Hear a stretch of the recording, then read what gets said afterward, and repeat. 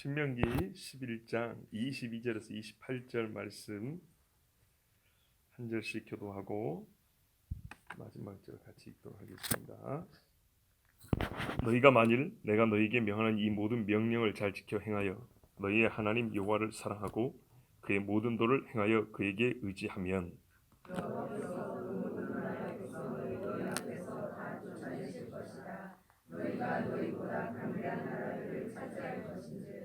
너희의 발바닥으로 밟는 곳은 다 너희의 소유가 되리니 너희의 경계는 곧 광야에서부터 레바논까지와 유브라데 강에서부터 서해까지라. 너희의 하나님 여호와께서 너희에게 말씀하신 대로 너희가 밟는 모든 땅 사람들에게 너희를 두려워하고 무서워하게 하시리니 너희를 능히 당할 사람이 없으리라. 내가 오늘 복과 저주를 너희 앞에 두나니 너희가 만일 내가 오늘 너희에게 명하는 너희 하나님 여호와의 명령을 들으면 그들의 것이요. 봅니다. 너희가 만일 내가 오늘 너희에게 명령하는 도에서 돌이켜 떠나 너희의 하나님 여호와의 명령을 듣지 아니하고 본래 알지 못하던 다른 신들을 따르면 저주를 받으리라. 아멘.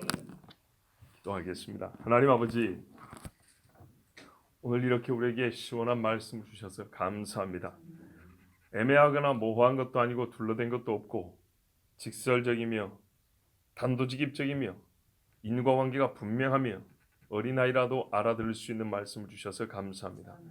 주의 말씀을 생명으로 받고자 하오니 우리가 주를 의지하고 사모함으로 겸손함으로 듣게 하여 주시고 듣는 우리에게 믿음을 더하여 주시옵소서. 이 종의 입술에도 할 말을 담아주시고 하나님 주신 영적 통찰과 또한 주를 사모하는 뜨거운 마음으로 하나님의 말씀 전하게 하여 주시옵소서. 예수 그리스도의 이름으로 기도합나이다. 아멘. 오늘 하나님 말씀은 두 가지 측면에서 전합니다. 한 가지는 강해 설교이기 때문에 이 말씀을 풀어서 전할 것입니다. 그 전에 용어가 좀 생소하더라도 들어보십시오. 말씀의 현실 적실성. 무슨 말이냐면 말씀이 현재 우리에게 얼만큼 실제적이냐, 꼭 맞게 실제적이다 라는 것을 여러분에게 말씀드리려고 합니다. 자, 들어보면 무슨 말인지 이해가 되실 겁니다. 성경에는 항상 옳은 보편의 진리가 있습니다. 예를 들면 우상 숭배하지 말라. 어느 시대, 어느 민족, 누구에게나 옳은 말씀이 진리죠. 그렇죠? 의를 위하여 핍박을 받아도 주님을 부인하지 말라. 역시 마찬가지입니다. 바알이건 천황이건 김일성이건 뭐든지 간에 하나님 외에 다른 우상을 섬기면 안 되고 또한 예수 복음 부인하면 안 되죠. 이거는 언제나 어느 시대나 적실합니다. 딱 맞아 떨어진다 이 말입니다. 실제에 항상 꼭 맞는 말씀이라는 거예요. 21세기니까 맞지 않고 100년 전이니까 좀 더 맞았고 이런 게 아니라 항상 100% 딱 맞는 말씀. 우상 숭배하지 마라. 그런데 여러분, 우리가 지금 어디 말씀 읽고 있습니까? 신명기 읽고 있죠.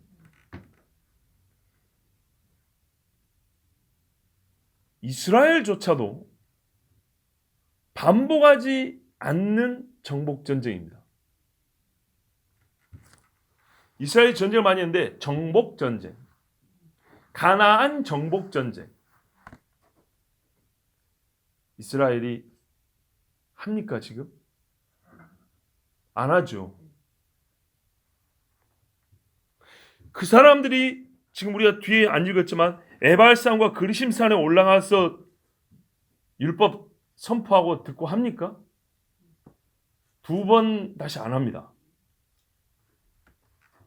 그런데 왜 우리는 이 신명기를 영구불변의 진리의 말씀을 들어야 하죠? 갑자기 목사가 의심이 많아져 버렸죠.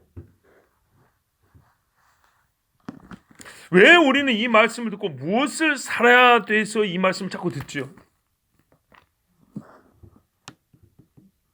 자, 우리가 당대의 특별한 어떤 민족과 사건 속에서 주신 말씀이 오늘 우리에게도 주신 말씀 것은 동일한 영적 원리가 있기 때문이고 패턴이 반복되기 때문이죠. 그렇죠? 그렇지만 여러분,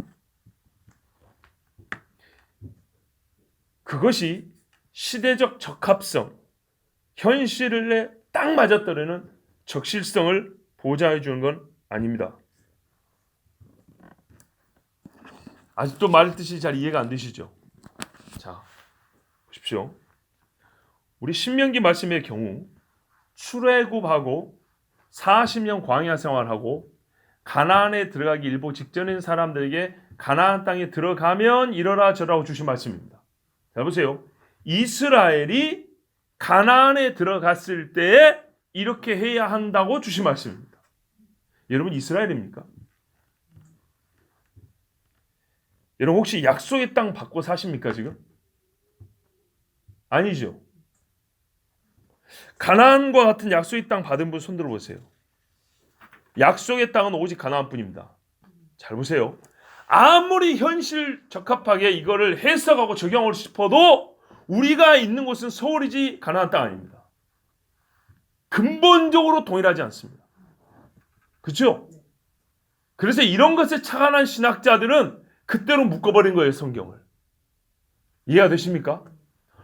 요한계시록을 로마 시대로 묶어버리는 것처럼 구약의 모세오경을 옛적의 원시 시대, 원시 종교 믿었던 시대로 묶어버리는 이유가 거기 있는 거예요. 우리가 가나안 땅에 들어가냐고요, 지금. 당신은 미국이고 당신은 중국이고 우리는 한국이지. 우리가 무슨 가나안 땅을 받았냐 그 말이에요.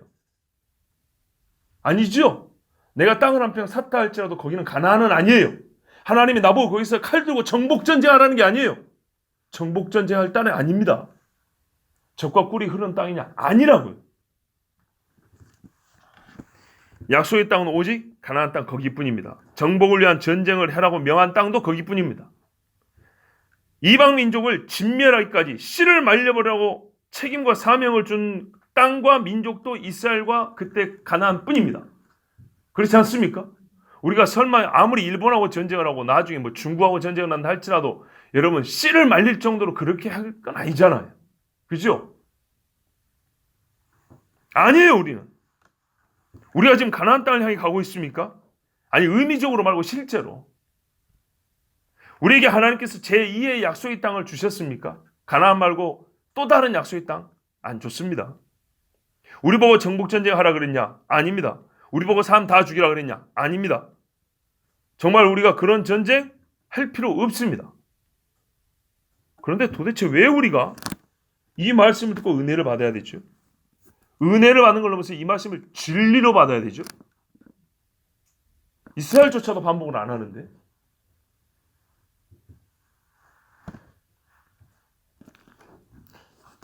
그때 당시에 있었던 사실로서 진리이죠.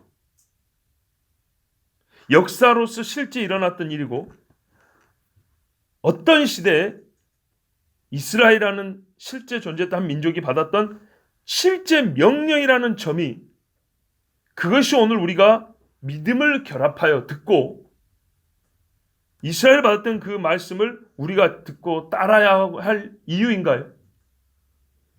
그들이 경험했다는 실제라는 그것이 우리가 지금 믿어야 될 이유가 되나요? 조선시대에 어떤 사람이 하늘의 달을 향해서 실제로 기도했기 때문에 우리가 그걸 믿어야 되는 건가요? 아니죠. 실제라는 것은 믿어야 될 이유가 아닙니다. 이스라엘 백성이 실제 경험했다고 해서 이걸 우리가 이 말씀을 진리로 받을 이유가 뭐냐 이거죠. 역사서도 아니고 진리로. 사실이었어. 그래 그때 이런 일이 있었어가 아니라 진리로, 즉 생명으로 받을 이유가 뭐냐 그 말이죠.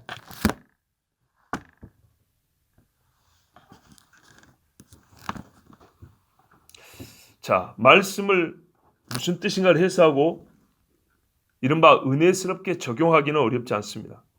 그렇지만 오늘 여러분, 저는 참 어려운 시대니까 어렵게 뭐 있으니까 어려운 고민 한번 해보자고요.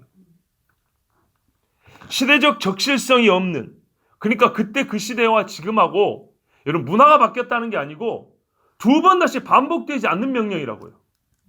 아시겠어요? 문화가 바뀌어도 옛날에 칠성신을 섬겼던 사람이 지금은 AR을 섬길 수는 있어요. 이해가 되세요? 그러나 우상 숭배는 똑같다고요. 그런데 우리가 가나안에 안 들어간다고요. 우리가 지금 예수 믿으면 전부 다 주소지 이스라엘 예루살렘으로 옮기지 않는다 그 말입니다. 그런데 이게 왜 진리냐고요. 시대가 바뀌어도 우상을 숭배하지 말라는 건 진리인 걸 알겠는데 가나안에 들어가서 전쟁을 하고 씨를 말려버리고 너희가 거기서 평안히 거하야 된다. 이게 왜 진리냐고요. 우리. 왜 우리가 그걸 믿어야 되죠? 그 믿음의 근거에 뭔가를 우리가 또 적용점을 찾아내야 될 이유가 뭐죠?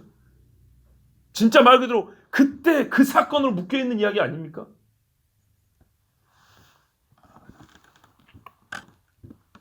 궁금하죠? 굉장히 궁금하죠? 예. 어려운 이야기를 앞에 꺼낸 이유가 있어요. 뒤에 꺼내면 좋으니까 좀이라도 정신 맑을 때 이 어려운 이야기를 먼저 꺼낸 거예요. 자, 보십시오, 여러분. 시대적 적실성이 없는 이 말씀을 주신 이유는 실제로는 시대적 적실성이 있기 때문입니다. 무슨 말이야? 지금도 정확하게 실제이기 때문이다 이런 말입니다. 어떤 의미에서요? 이스라엘이 가나안에 들어갈 일이 반복될 것이기 때문입니다.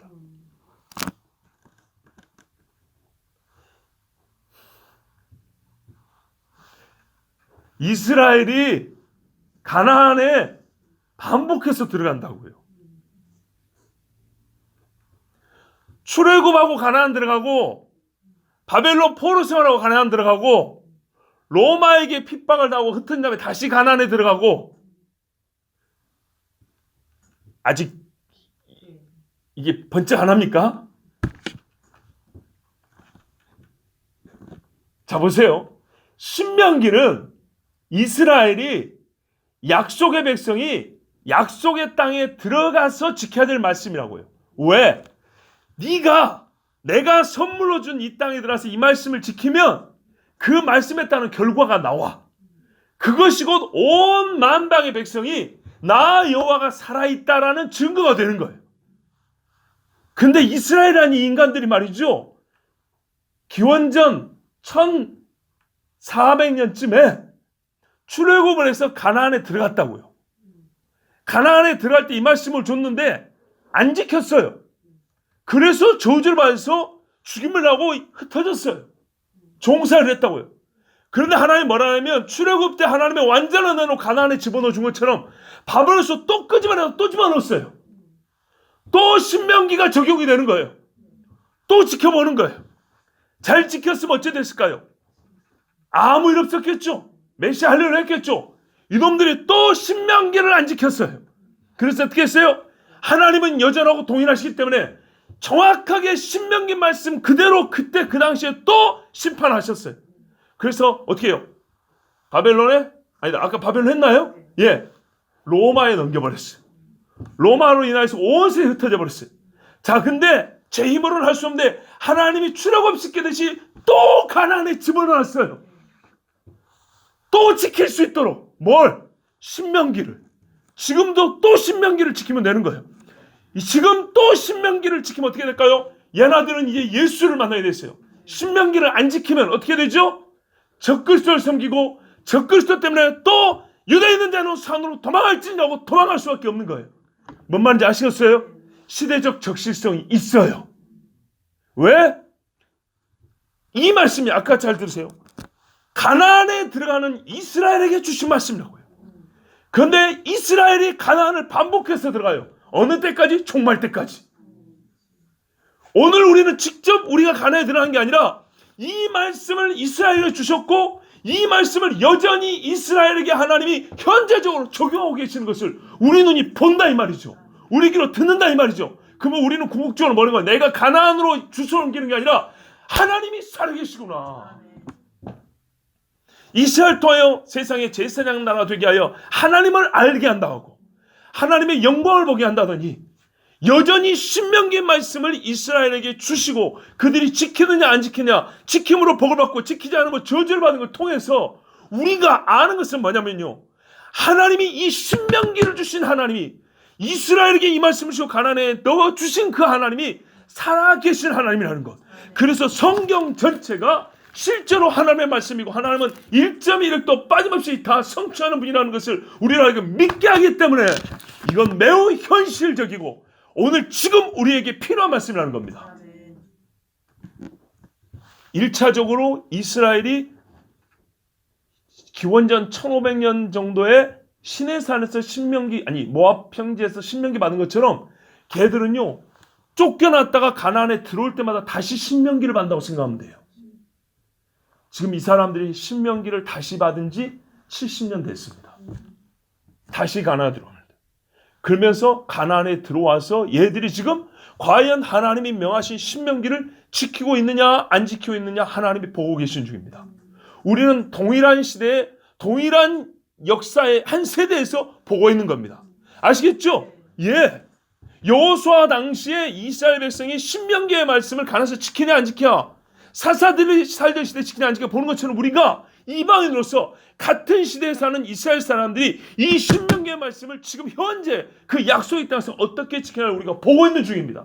자, 지금 현재 이스라엘 잘 삽니까 못 삽니까? 잘 살죠. 왜 그런지 아세요? 말씀은 사실이라니까요. 이 사람들 신명기를 지켜서 그래요. 어느 정도로 지키냐? 육신의 풍요를 얻을 정도까지는 지켜요. 잘 보세요. 6월절 지킵니다. 사사시대에 6월절 똑바로 지켰나요? 아니죠. 왕정시대예요. 다윗과 솔로몬 이후로 6월절 안 지켰다고 돼 있어요. 히스기야 때 다시 6월절 지켰어요. 그것도 불완전하게 지켰어요. 요시야 때 나라 망하기 직전에 6월절 지켰어요. 초막절은요. 언제인지 기억이 안 나요. 솔로몬이 하나님 앞에 성전 바칠 때 그 이후로 생각이 안 나. 기록으로 언제입니까? 에스라 느헤미야 돌아와서. 예? 에스라 돌아와서 수문학 광장에서 성경 읽을 때 그때 7월에 모여 초막절을 지키고 너무 좋고 너무 오랜만이었고 일주일 연장했다 이 말이에요. 그 정도는 안 지켰어요. 그런데 지금 이 사람들이 형식적으로는 신명기를 그들의 조상들보다 훨씬 잘 지켜요. 그래서 소위 할라카라는 율법의 엄격한 규정들이 나온 거예요. 아시겠죠? 그래서 형식적으로는 신명기를 이 사람들이 옛적 조상들보다 훨씬 잘 지킵니다. 율법 학교도 있고 군대도 안 보내는 율법 연구자들도 있고 얼마나 철저히 지키는지 모릅니다. 그러니까 그들이 어떻게 해요? 하나님의 약속은 여러분 비록 예수를 아직 잘 모르지만 그게 한계입니다만 예수를 알기 직전 단계까지는 하나님이 어떻게 해요? 살아계신 증거를 보여줘요. 분명히 약속했거든요. 너희가 뭐뭐 하면 해주리라. 하면 해주리라 했죠. 하면 사망에서 너희를 두려워하여 이기지 못하라 했단 말이에요. 그 말씀 그대로 해줘요. 그런데 신명기 궁극적으로 말하는 게 뭡니까? 예수와 메시아예요. 신명기 18장에 나오잖아요. 나와 같은 선지 하나 둘 것이다. 이거는 뭐 여러분 반복하지 않아도 알죠. 율법이 결국엔 예수님을 말합니다. 그러면 신명기를 온전히 지킨다는 것은 예수님을 믿어야 되는 겁니다. 예수님을 믿지 못하기 때문에 이들은 다시 어떻게 되죠? 그래요. 옛적의 일이 신명기 말씀 그대로 반복되는 겁니다. 적그리스도에 팔리게 되는 겁니다. 맞습니까? 말씀 그대로 되는 거예요. 적그리스도의 그들의 땅이 빼앗기게 되는 거예요. 그들의 성전이 빼앗기게 되는 거예요. 자, 신명기 패턴이 어떻게 돌아간 거예요? 이거는 여러분 신학 책을 보고 얘기한 거 아닙니다. 제가 이걸 하나님이 일주일 전에 고민하게 하셨어요. 고민. 그리고 정말 고민 기도하는데 오늘 새벽 2시 10분에 주신 감동이에요. 잘나가는데 하나님 답을 주셔야죠. 물음표는 며칠을 붙여놨는데 신학책을 보고 나오는 게 아니라 어떻게 어디서 답을 했습니까? 진짜 나답지 않은 질문을 한 거예요. 제가 언제 시대적 적시성을 따졌습니까? 주신 말씀 맨날 아멘이지, 그죠? 근데 오르냐께 나를 하는 건 굉장히 큰 의심이 아니라 안 믿는 의심이 아니라 이게 왜 오늘 우리에게 필요하지? 이 고민이 심각하게 들었어요. 왜 이게 우리가 진리로서 배워야 되는 것이지? 마치 지금도 예수 믿으면 구원받고 천국 간다는 정도로 왜 동등한 진리로서 왜 신명기 우리가 들려줘야 되지? 근데 하나님이 진짜 오늘 새벽 2시 10분에 가르쳐줬어요. 까먹을까 봐 제가 녹음을 해놨어요. 그게 뭐냐면 바로 그거였어요. 너는 신명기를 주신 그 역사가 그때로 끝났다고 생각하니? 네 말 맞다는 그거 아니야. 네가 고민한 게 그거 아니야. 그때 이스라엘이 약속의 땅에 들어가서 할 일을 준 말씀인데 우리가 약속의 땅에 살 것도 아닌데 기껏해야 어떤 하나님 말씀 잘 들어야 우리 평상시에 잘 들어야 됩니다. 이 정도 교훈이나 얻으려고 하는 게 아니라 정말 진리라면. 그랬더니 하나님 주신 감동이 그거였어요.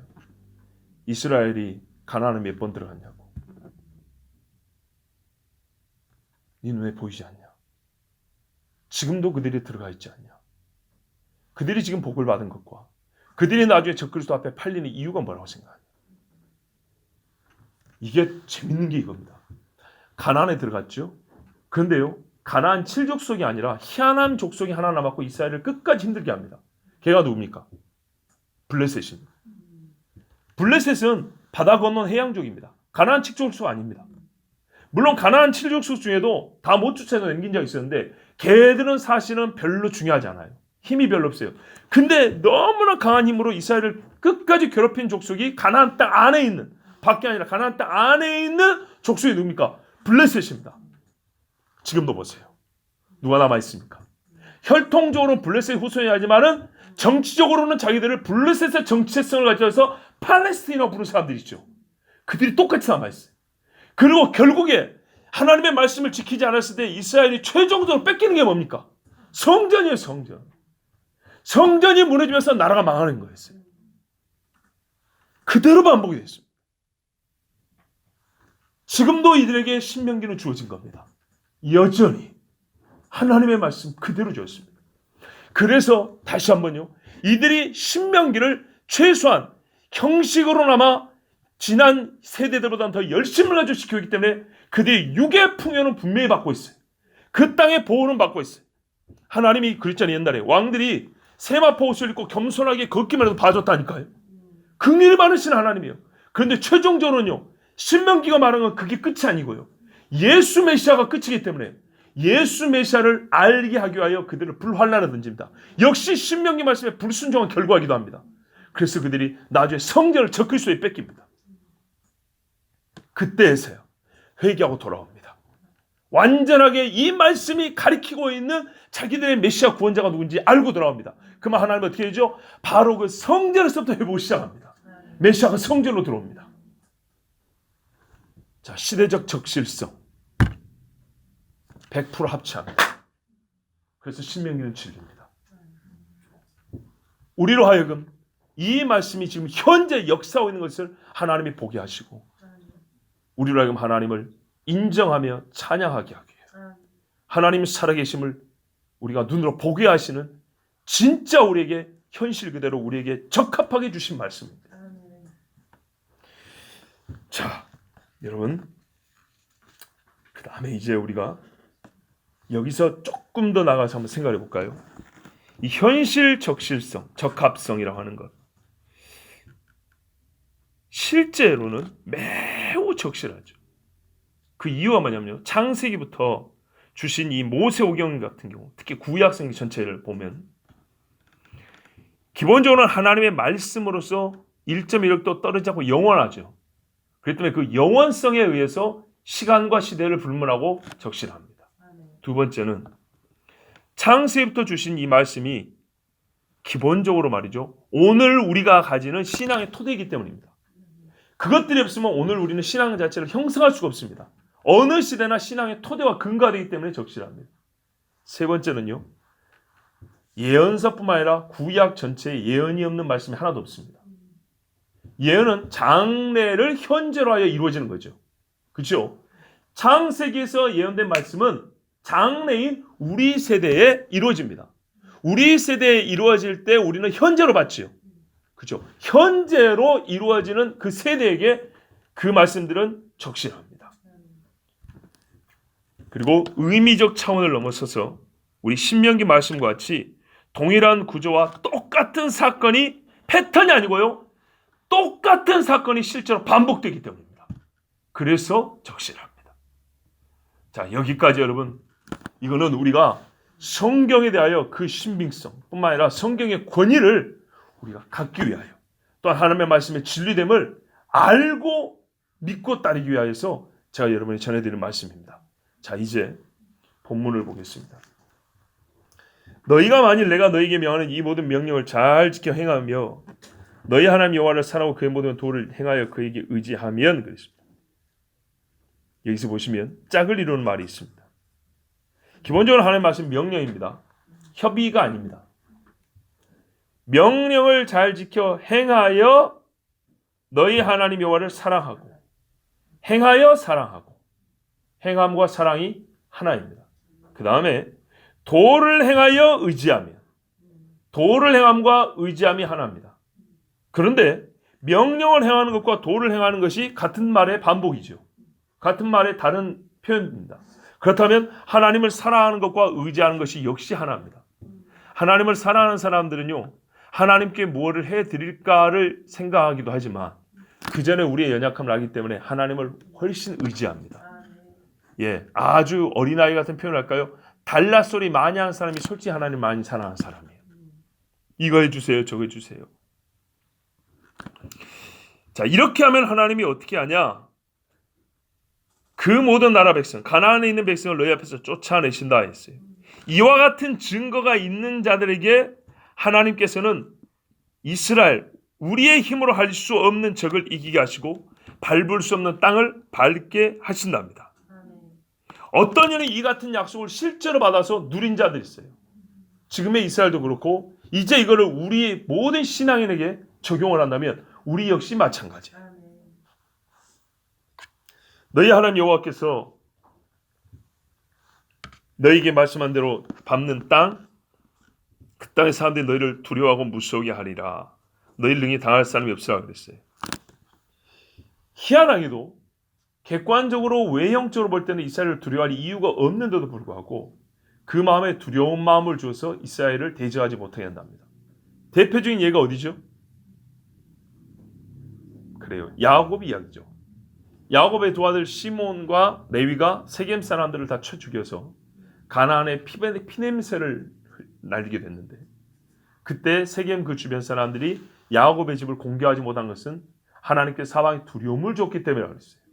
다윗도 마찬가지입니다. 다윗의 군사력이 아주 강대했던 게 아닙니다. 보면 그렇지 않습니다. 그런데 하나님께서 가는 곳마다 이해하셨고 다윗의 이름을 두려워하게 했습니다. 요셉도 마찬가지입니다. 요셉은 애굽의 법으로 할 것 같으면 애굽 사람들의 어떤 계급의식을 갖고 생각하면 충분히 사형을 시켜도 됩니다. 그런데 요셉에게서 하나님 냄새가 나는 거예요. 예, 감히 어찌할 수 없는 신성이 느껴지는 거예요. 그래서 요셉을 죽이지 못하고 또한 요셉을 총리로 세웠습니다. 저번에 우리 사브나바네아 그 특별 기도회 때도 말씀드렸죠. 요셉이 5분의 1 추수를 해서 풍작시에 5분의 1을 저장하자고 말을 했어요. 이거를 실험하고 테스트해보지 않고도 총리를 세웠습니다. 뭐라고 하면 하나님의 신이 이와 같이 충만히 거하는 자가 어디 있으리요. 요셉에게서 신성이 보였다는 겁니다. 이런 것이 하나님 주신 복입니다. 그런데 여호와의 말씀에 순종하고 따른 자에게는 그 삶을 갖고 있는 인품이 아니라 영성이 말이죠. 하나님의 권위가 있어서 주변 사람들 하여금 두려움을 갖게 합니다. 내가 오늘 복과 저주를 너희 앞에 두나니 하나님은 복만 주시라는 분이다. 이런 말은 완전하게 버려야 합니다. 신명기 말씀 기억하세요. 이스라엘은 진짜 이 말씀대로 우리가 상상하기 어려울 정도로 고난과 피 흘림을 겪은 사람들입니다. 너희가 만일 내가 오늘 너희에게 명하는 너희 하나님 여호와의 명령을 들으면 복이 될 것이요. 뜻이 없는 잘됨이라는 건 없고요. 이유 없는 번영은 없습니다. 하나님 말했어요. 만일입니다. 내가 너희에게 명하는 너희 하나님 여호와의 명령을 들으면 복이 된다 그랬어요. 자, 이것이 중요한 게 너희가 명령을 잘 들으면 복을 주신다는 말과 뉘앙스 약간 다릅니다. 복이 된다 그랬죠. 복이 될 것이요. 잘 들으면 내가 복을 줄게 한다. 지금 봐보세요. 이 명령을 잘 들으면 여기서부터 이까지 명령을 잘 들으면 내가 복을 줄게가 아닙니다. 너희가 여기서부터 이까지 명령을 잘 들으면 복이 될 것이요. 이 안에 복이 들어있는 겁니다. 이 자체가 복인 겁니다. 이 명령 자체가 복인데 이 복이 언제 활성화되냐면 지키면 이 말씀 안에서 복이 나오는 겁니다.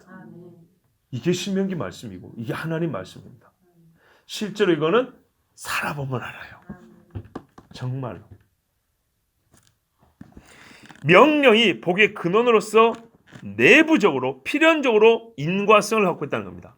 즉 명령 안에 복이 이미 들어있어요. 그래서 명령을 순종하면 캡슐이 딱 깨지는 것처럼 순종하는 순간 비밀의 열쇠가 딱 열리는 것처럼 이 안에서 복이 뿜어져 나온다는 겁니다. 그래서 여러분 명령을 지키는 순간부터 복을 경험하기 때문에 명령을 지키지 않는 이상은 절대로 그 말씀 안에 담고 있는 신비한 복이 무엇인지 알지 못합니다.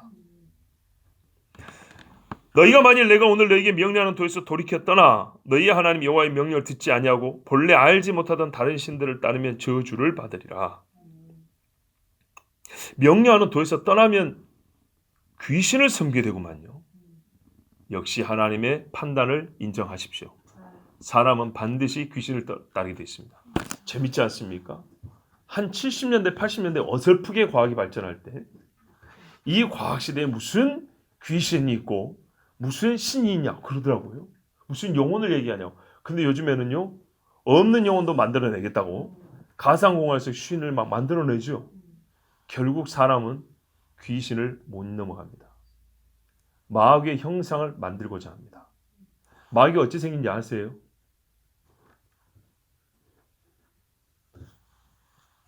마귀는 직접 보이지 않아도요.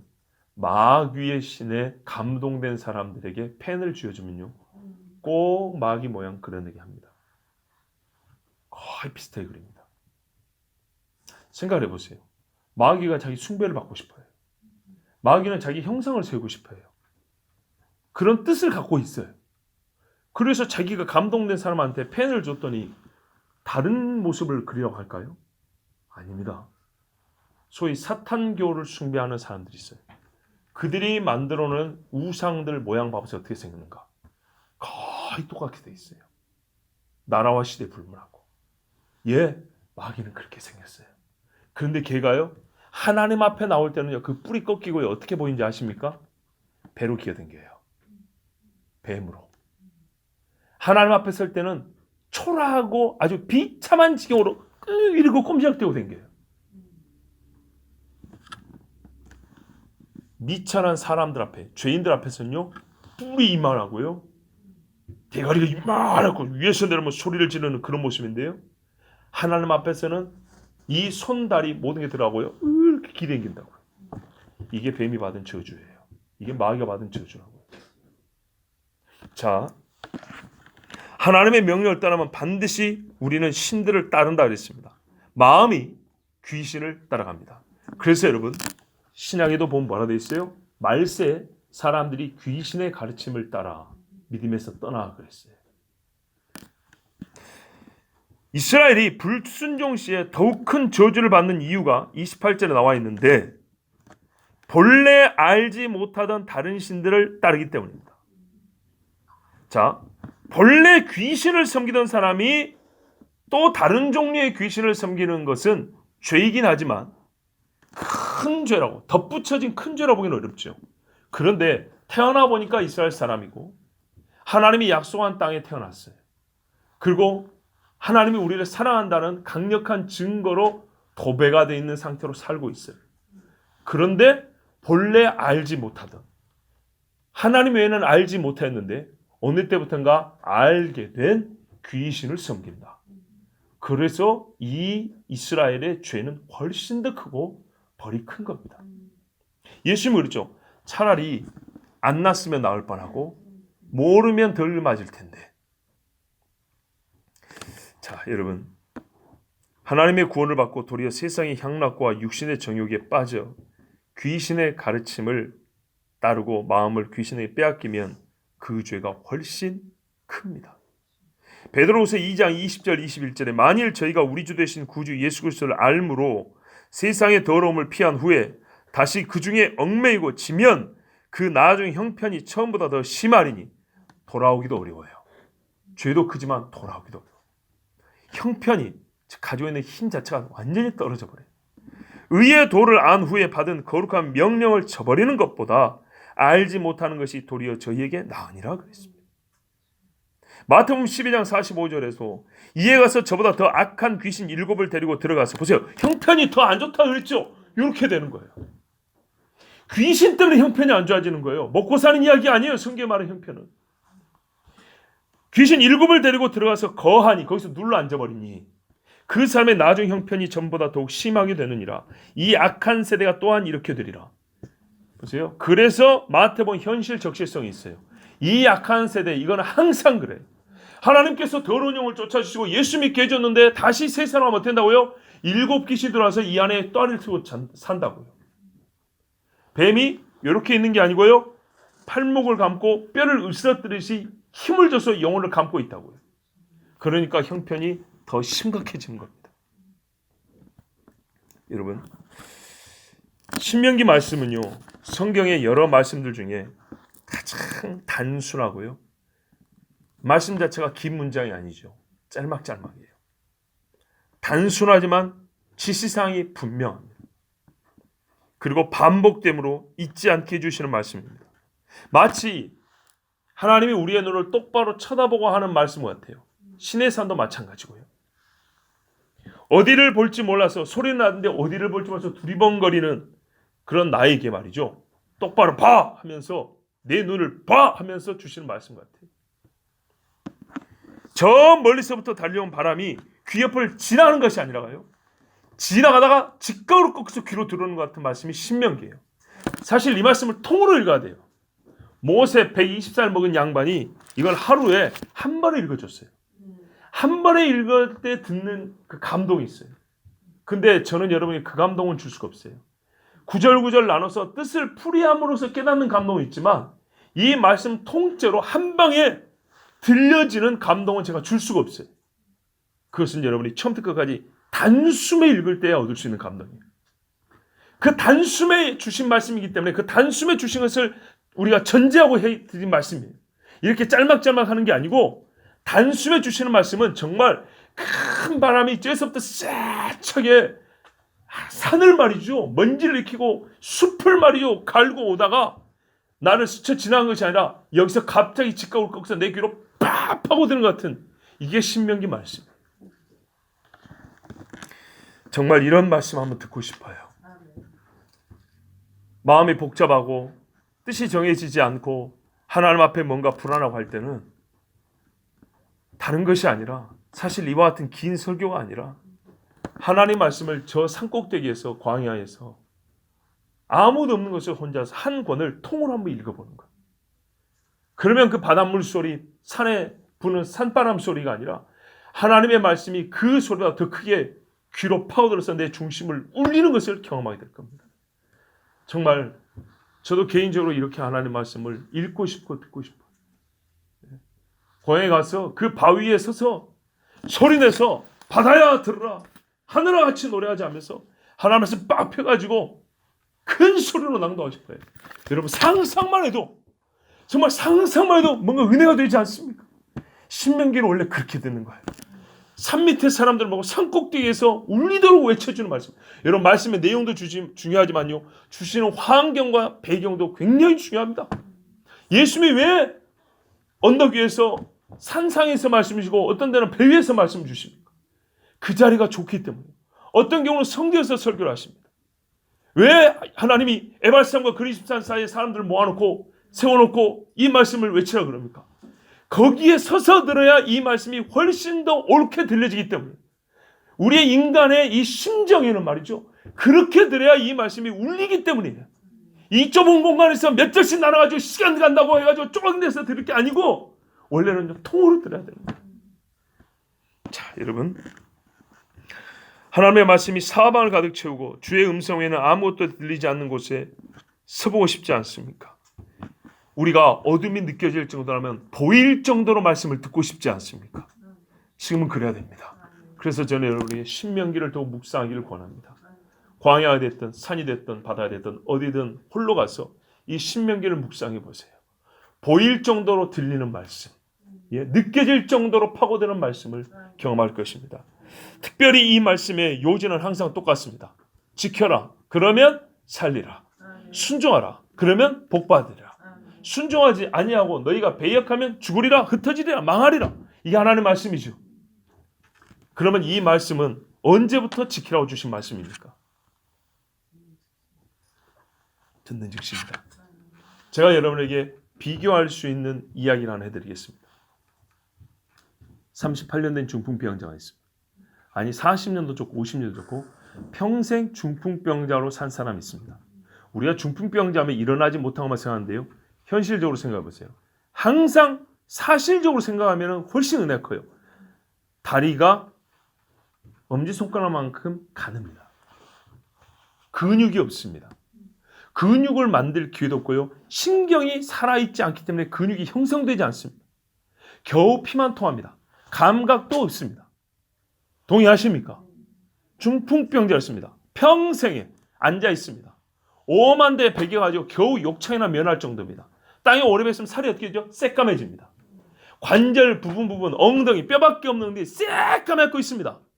이까지는 그래도 잘 먹었으면 비대하고 못 먹었으면 여기도 말했겠지만 하체는요. 엉덩이부터 시작해서 뼈밖에 없습니다. 진짜 껍데기도 살이 있을 때 만질만 하지 껍데기밖에 없는 껍데기는요. 징그러워서 만질 수도 없어요. 그죠? 검버섯도 나 있고 누렇게 시꺼멓게 따갑고 있는 이 살껍데기 뼈다구에 붙어있는 발가락도요. 무슨 엑스레이 찍어놓은 것 같아요. 그런 발을 갖고 있는데요. 그거 부끄러워서 이만한 통 넓은 바지로 가리고 있을 뿐입니다. 자, 그런 중풍병자 예수님 뭐라고 했어요? 네가 원하는 게 뭐냐? 일어나기를 원한다. 내 자리를 들고 일어서라 그랬어요. 무슨 일이 일어나야 됩니까? 근육이 생겨야 합니다. 근육이. 예? 바닷물이 갈라지면 그냥 갈라집니까? 어찌 갈라집니까? 바람이 불어 갈라집니다. 생각지도 못하는 광속으로 말이죠. 빛의 속도로 일어날 근육이 형성됩니다. 힘이 솟아납니다. 인정하시죠? 예. 발가락 뼈마디가 관절이 굳어가지고 이거 기름칠을 해도 삐걱거리고 펴지도 않는데 관절이 유연해져야 합니다. 이미 사용해보지도 못해서 능력치가 제로인 연골이 살아 움직여야 됩니다. 그래야 일어서는 겁니다. 아시겠어요? 그냥 기적 이렇게 만드는 거예요, 여러분. 어떻게 이 기적이 나는 거 보세요. 그 짧은 시간에 일어난 일을 보세요. 이 짧은 시간에 연골이 부들부들해지고요. 생성이 돼가지고요. 뼈하고 뼈마디 살을 열어줘야 됩니다. 여러분 힘만 생기면 연골이 죽어버리고 근육이 있고 연골이 죽으면 일어납니까? 못 일어납니까? 못 일어납니다. 연골이 다 돼버리면 이거 못 돌린다고요. 근육은 있어도. 오히려 무겁기만 하고 아프기만 하지. 무거워서. 연골도 살아나고 근육도 생성되고 피도 통하고 그죠? 있는 힘 없는 힘 다 긁어모아서 이게 집중이 되고 하나님께서 그렇게 역사를 해줍니다. 진짜 죽은 나사로가 살아온 것처럼 말이죠. 죽은 나사로는 어떻게 해야 돼요? 벌거지들 다 없어져야 되죠. 빠져나갔던 체액들 보충돼야 되죠. 그죠? 죽은 지 나흘 됐으면 몸에 물이 어디 남아있겠어요? 그렇죠? 이것들이 순식간에 여러분 SL에서 나온 악월골짜기 뼈다귀를 생각해보세요. 이게 순식간에 이루어진 겁니다. 그렇게 나사로 일어난 겁니다. 마찬가지죠. 중풍병자의 하체는 죽었는데 살아난 겁니다. 자, 그랬더니 어느 정도 힘이 있냐? 네 앉았던 자리를 들고 일어서야 됩니다. 요거 들고 가랍니다. 우리 이걸 생각 못해요. 요게 예수님이 기적했어요. 그냥 겨우 일어서가지고 이래가지고 붙여지니까 일어섰다 할렐루야 이게 아니었어요. 이런 자리를요 들고 예수님을 따라갔어요. 엄청나죠? 어마어마하죠? 자, 질문. 이 사람이 예수님 따라 어디까지 갔을까요?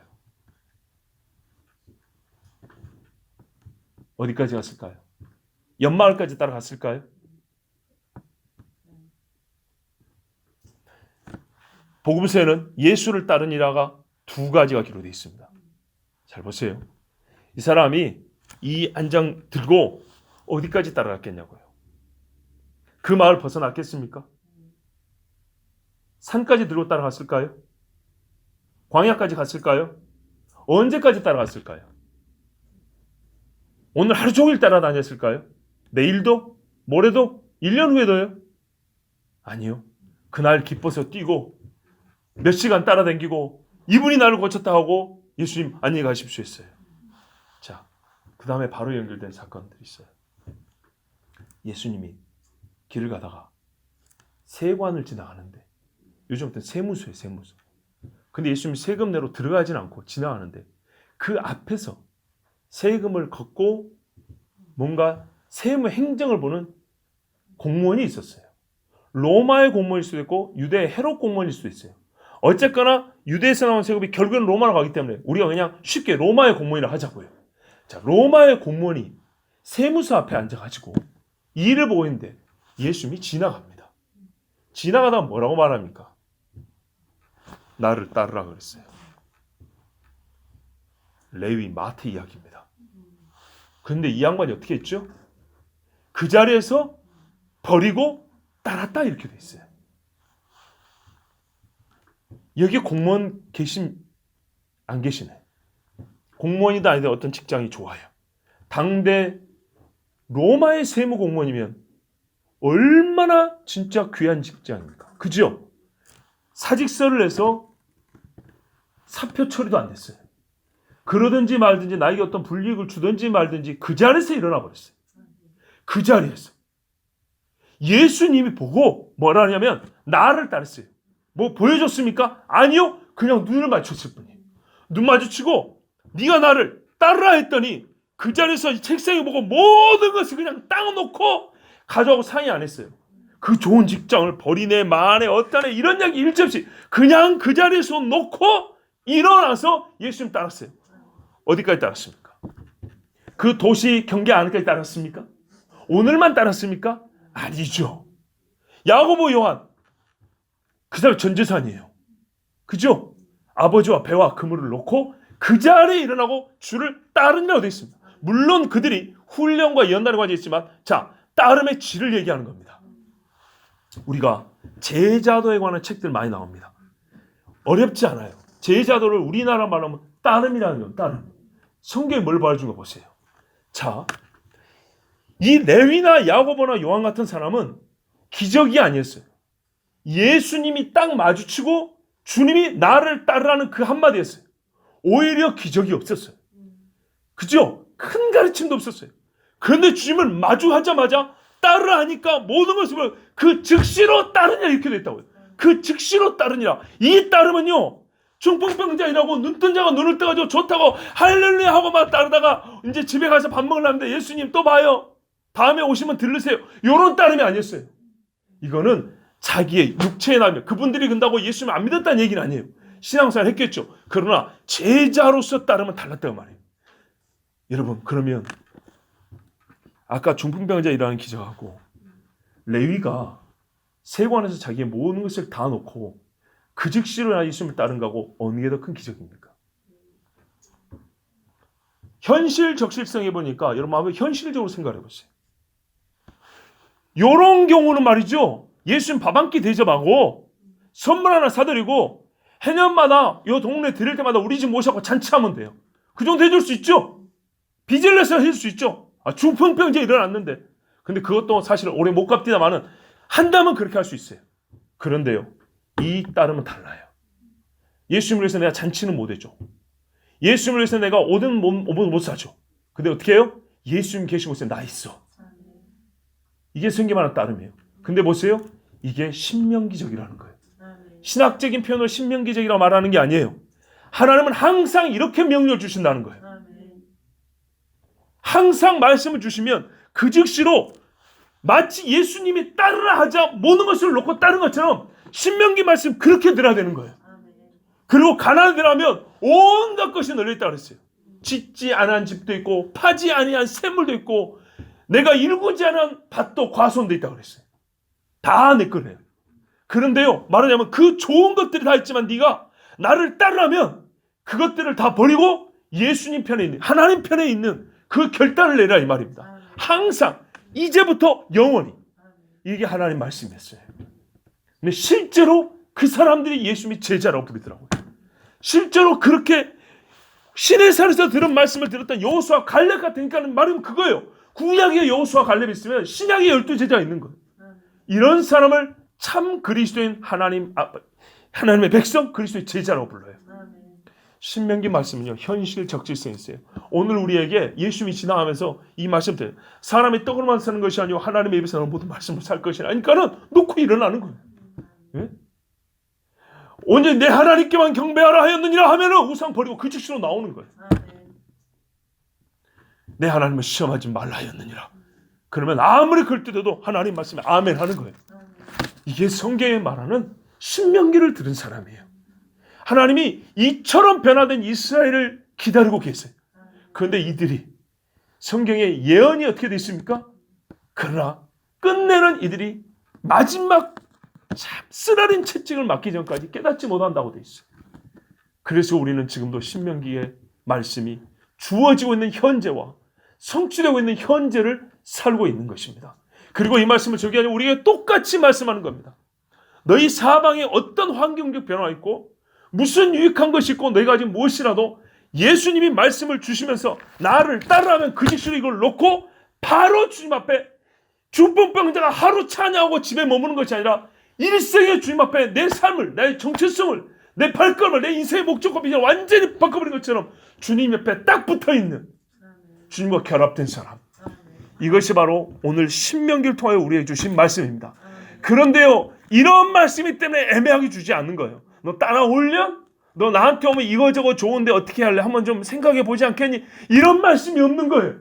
그래서 예수님은 신명기로 마귀를 이긴 것처럼, 한 방에 이긴 것처럼, 예수님도 자기 제자를 볼 때 하나님이 이스라엘을 불러서 자기 백성 삼을 때 신명기 주신 것처럼 예수님도 자기 백성 삼을 때 신명기처럼 말씀한 거예요. 명령으로 따르라, 버리고 나를 쫓으라, 이렇게 말씀한 거예요. 죽은 자로 하여금 죽은 자를 장사하게 하고 너는 나를 쫓을 것이니라, 이렇게 말씀한 거예요. 그래서 오늘 예수님은 신명기를 예수님이 반복하심으로써 우리에게 매우 현실 적실성 있게 하나님의 말씀을 주고 계십니다. 여러분, 여호와의 말씀은 영원합니다. 하나님의 말씀에 철저하게 순종하십시오. 매우 쉬운 이야기입니다. 언제나 동일하신 하나님이 변하지 않는 말씀 주셨습니다. 그러므로 순종하면 생명과 복을 받고 이 말씀에서 복이 솟아나고 불순종하고 거여가면 생각지도 못했던 환난과 심판과 저주를 받을 것입니다. 이때 주님이 따르라 하면 여러분 버리고 일어나 따르십시오. 이것이 복입니다.